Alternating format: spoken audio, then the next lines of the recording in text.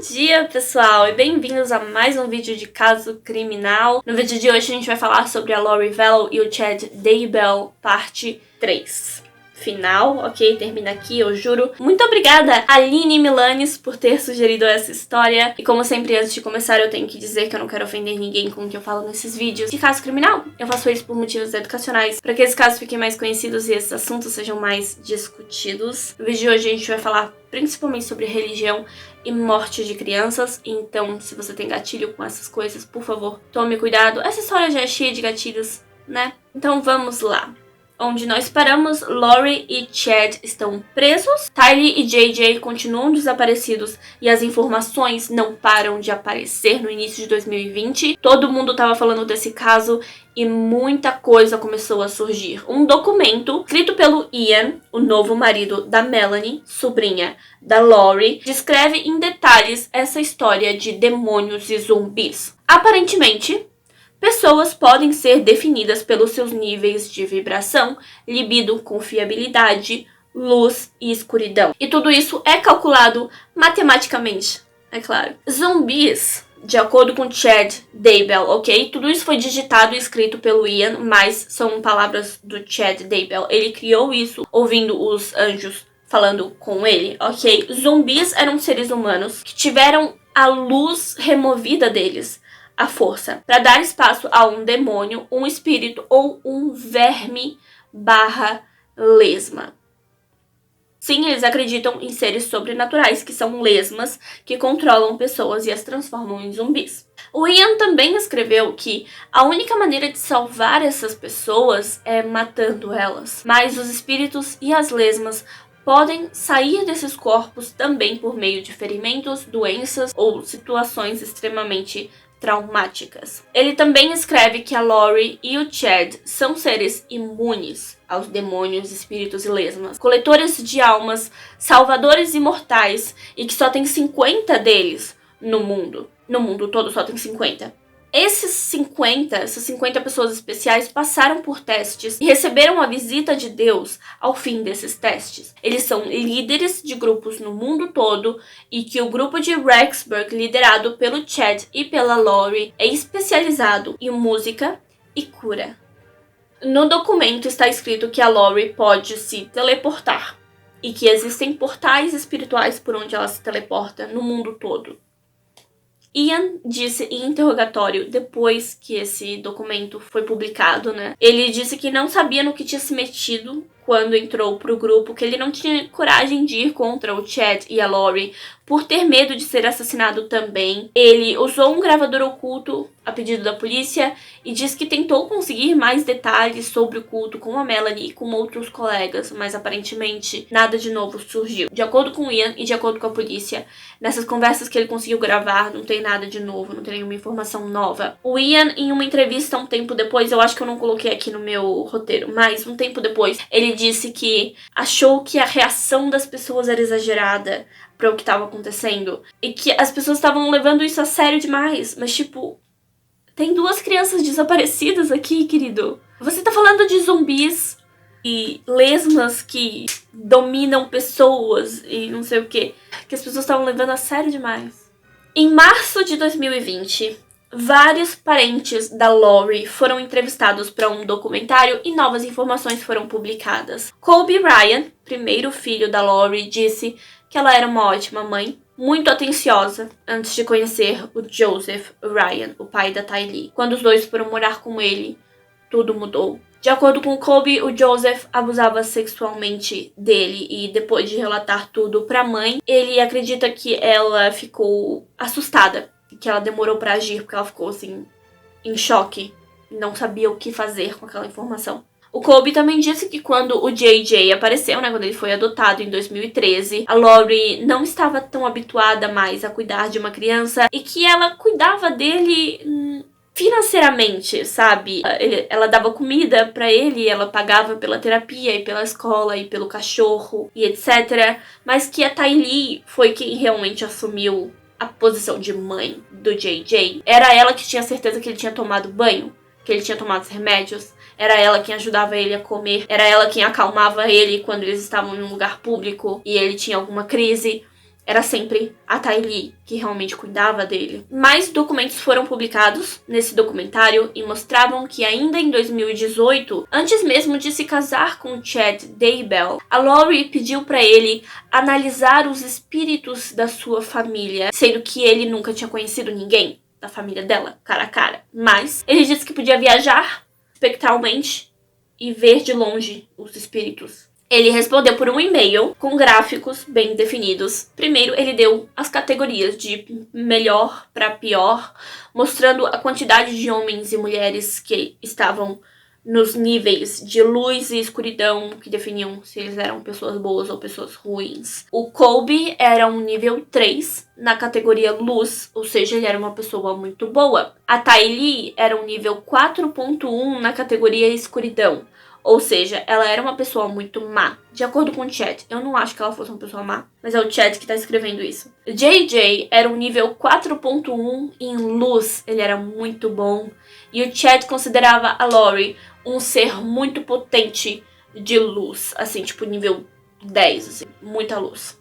Durante tudo isso, todas essas informações que eram mostradas na mídia, o foco meio que se perdia. Todo mundo tava começando a falar bem mais sobre a Lori e sobre o Chad, esquecendo que duas crianças desapareceram. Ty Lee e JJ continuavam desaparecidos. Histórias começaram a surgir de que os dois estavam em um esconderijo subterrâneo em algum lugar. Essa história de zumbis e de possessão demoníaca fez algumas pessoas começarem a dizer que o casal estava dizendo que transformou os dois em zumbis e esconderam eles num abrigo subterrâneo. Mas não, eu acho que a ideia era de que os dois estavam escondidos em um abrigo subterrâneo por proteção espiritual.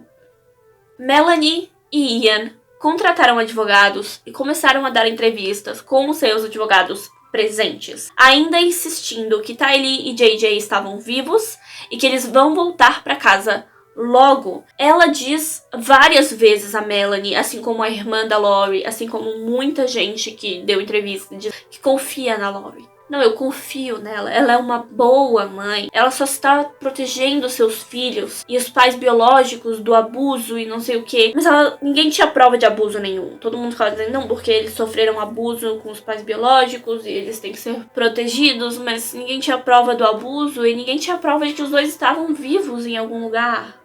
Tava bem complicado. Os dois também tentaram explicar o seu casamento apressado a Melanie e o Ian, dizendo que eles tinham acabado de se divorciar. Os dois, por coincidência, se mudaram para a cidade de Rexburg, se conheceram online e se apaixonaram. Se casaram 2 semanas depois e pronto! Super normal, todo mundo faz isso. A Melanie, nessas entrevistas, muitas vezes ela parecia se sentir uma vítima dessa situação. Ela se sentiu bem atacada, como se as pessoas estivessem acusando ela de ter feito alguma coisa com a Ty Lee e o JJ. Ela disse que muitas vezes ela foi acusada online, sabe, de ter participado do tiroteio do seu ex-marido Brandon e etc. Ela entra na defensiva por um tempo, porque muita gente realmente estava achando que ela tinha mais a ver com todos esses desaparecimentos e tiroteios e mortes, mas ela disse que não, que ela realmente não sabia de nada. Tem uma hora em que o entrevistador, eu não vou conseguir pegar essa entrevista, infelizmente, mas tem uma hora que o entrevistador pergunta pra ela,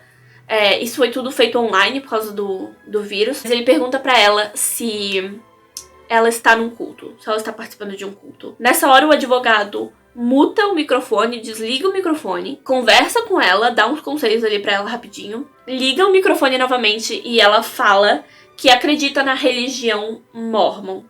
E só isso. Que ela segue os ensinamentos da religião Mormon.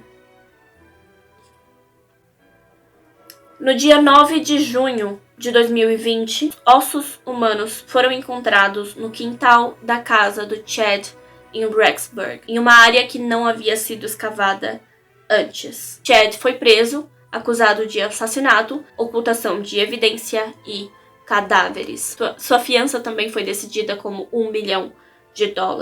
No dia 10 de junho, a identidade dos corpos encontrados foi confirmada. Ty Lee Ashley Ryan, de 16 anos, e Joshua Jackson Bellow, de 7 anos de idade. As causas das mortes não foram confirmadas, mas durante suas reuniões preliminares, no caso do Chad Daybell, o juiz disse que as condições dos corpos estavam bem ruins.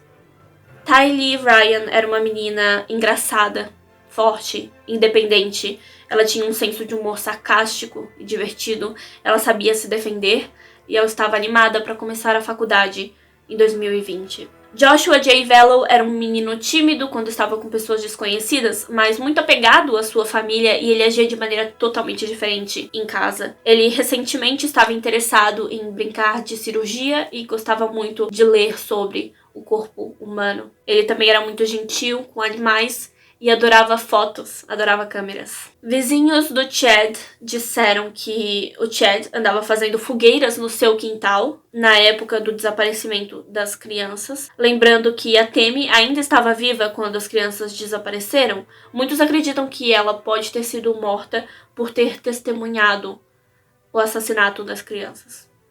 Aparentemente, no dia em que a Tylee desapareceu, Chad mandou mensagens extremamente específicas para sua esposa Tammy, dizendo que matou um guaxinim e o enterrou no quintal junto com outros animais que eles tinham enterrado lá quando morreram. Sim, havia cães e gatos enterrados no quintal da família, mas nenhum guaxinim.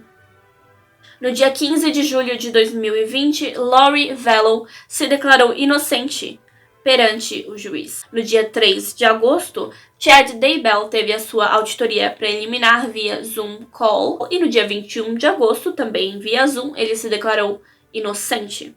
Uma semana depois, o advogado dele pediu que o caso fosse encerrado porque não haviam provas contra o Chad, e o pedido foi negado. O celular do Alex, o irmão falecido da Lori, foi rastreado pela polícia com o intuito de verificar a possibilidade dele ter participado dos assassinatos, né? Foi como eu encerrei a parte 2 dessa história, determinando que a Melanie acreditava que ele tinha fé o suficiente nos dois para matar por eles. E sim, há fotos, assim como outras provas que indicam que ele passou muito tempo com as crianças na semana do dia 8 de setembro de 2019, quando se presume que a Tylee foi assassinada. O GPS do celular do Alex indica que ele foi para casa da Lori e das crianças no meio da noite, no dia 8, só saiu de lá na madrugada do dia 9 de setembro, quando foi para casa do Chad. Tudo isso na mesma noite. No dia em que o JJ desapareceu, dia 23 de setembro, ele foi visto sendo levado pelo Alex. JJ foi visto sendo levado pelo Alex porque a Lori queria passar o dia com seus amigos do Preparing a People. Então ele foi lá e buscou o JJ como se eles fossem se divertir, passar o dia brincando, mas ele nunca voltou. E isso é uma informação que não tinha sido publicada até 2020. No dia seguinte, depois do desaparecimento do JJ, o celular do Alex indicou que ele estava na casa do Chad Daybell de novo. Então, sim, essas evidências podem indicar que o Alex foi quem assassinou as duas crianças, mas ainda deixam claro que a Lori e o Chad são cúmplices ou mandantes no crime. Em agosto de 2020, foi publicado que o corpo da Tylee foi desmembrado e queimado, e o corpo do JJ foi possivelmente sufocado, decapitado e enrolado em sacos plásticos.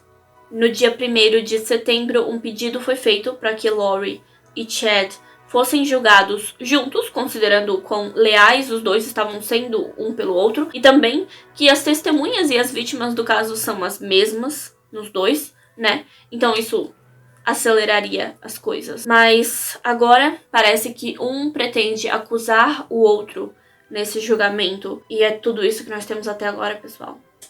Os julgamentos ainda não aconteceram, ainda não tem data para acontecer. Melanie, Ian e todo o resto da família que vivia apoiando a Lori e o Chad viviam dizendo que as crianças estavam bem, elas só estavam sendo protegidas, só estavam escondidas em algum lugar.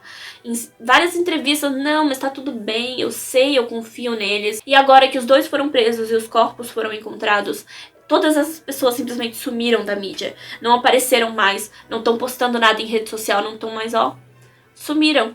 Que coisa, não? No dia 19 de outubro de 2020, a família da Tammy, a esposa do Chad, né, que faleceu, criou a Fundação de Caridade em sua homenagem. Tammy Douglas Daybell Foundation é uma organização sem fins lucrativos que, pelo que eu entendi, é para ensinar crianças a ler, mas eu não vi muita coisa no site. Fala sobre livros e sobre crianças, então eu acredito que é sobre incentivo à leitura. Mas é isso, pessoal. Essas são todas as informações que a gente tem sobre o caso do Chad e da Lori até agora. Me digam as suas opiniões, se alguém tiver mais informações sobre o julgamento deles, se já tem data. Eu não encontrei mais, né? Eu tô gravando isso aqui no dia 18 de abril. Então até o dia 9 de maio, que é quando eu pretendo publicar, já vai ter mais alguma coisa, talvez já tenha mais informações. Enfim, muito obrigada por assistir até aqui, muito obrigada se você deixou o seu like, se você deixou o seu comentário e se você se inscreveu no meu canal. Muito obrigada, Hannah Seltan, Juliana Rossi Moreno e Isabel Galego por serem membros do meu canal. Se você está assistindo e gostaria de ser membro, é só clicar no botãozinho aqui embaixo, onde tem as informações que você precisa. E é isso, pessoal. Falei muito hoje. Falei bastante, mas é isso. Muito obrigada por assistir e eu vejo vocês no próximo vídeo. Tchau!